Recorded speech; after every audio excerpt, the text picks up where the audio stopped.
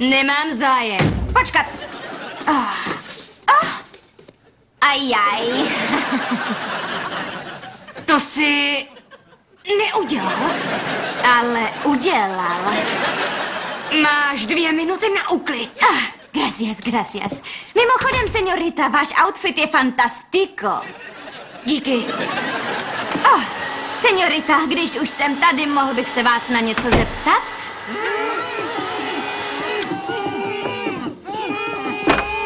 Co se to tu děje? Gracias za záchranu, señore. Prezidentka mého fanklubu ti pošle fotku. Jen jí to bude asi chvíli trvat. Čede, to jsem já. Sonny. Ano, proč jste všichni svázaní? Přišel jsem požádat Ember, aby se vrátila zpátky. Také jsem za ní přišla, aby se vrátila. A jak vidíte, tak to asi nevyjde. Tvůj plán je stejně špatný jako tvůj převlek. Chceš mě přemoci mými vlastními zbraněmi? Do střehu, výborná. Souboj vysavačů.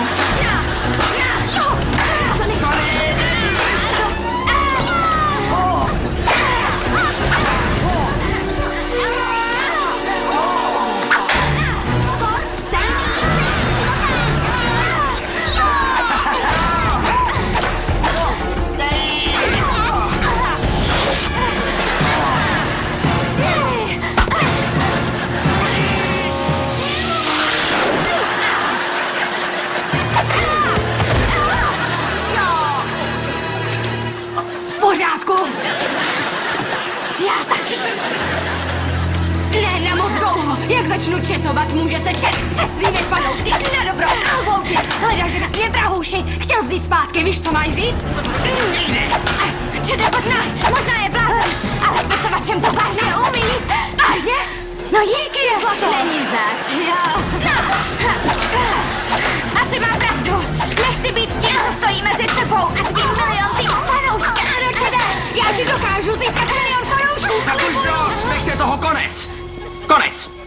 1 milion fanoušků byl pro mě vším. Teď mě zajímá jediný člověk. Ha! Počkat, který? Ty. To je milé.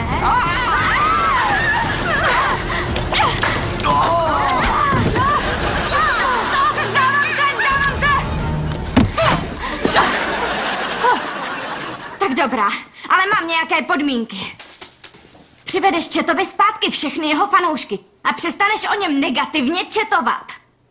A Grady mu vrátíš jeho bazén.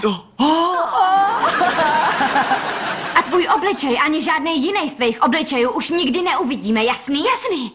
Hele, moc se omlouvám, ale občas se jen tak trošičku zblázním.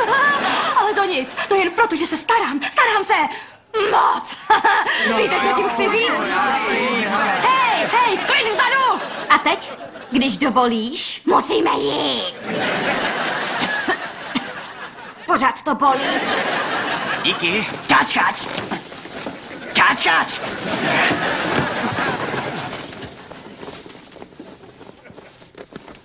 Hele, mně je jedno, jestli jsi švihla. Jsi nejlepší kosmetička, kterou znám. Jak jsem slíbil. Díky, že jsi mě zachránil. To poděkuj spíš Carlosu Lasienegovi. Hele, čedoměr, kolik ukazuje? 800 000.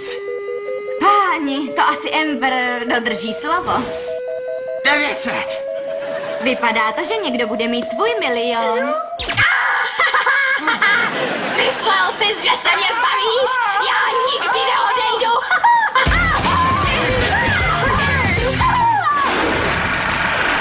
Vyrobilo Studio Virtuál v roce 2010.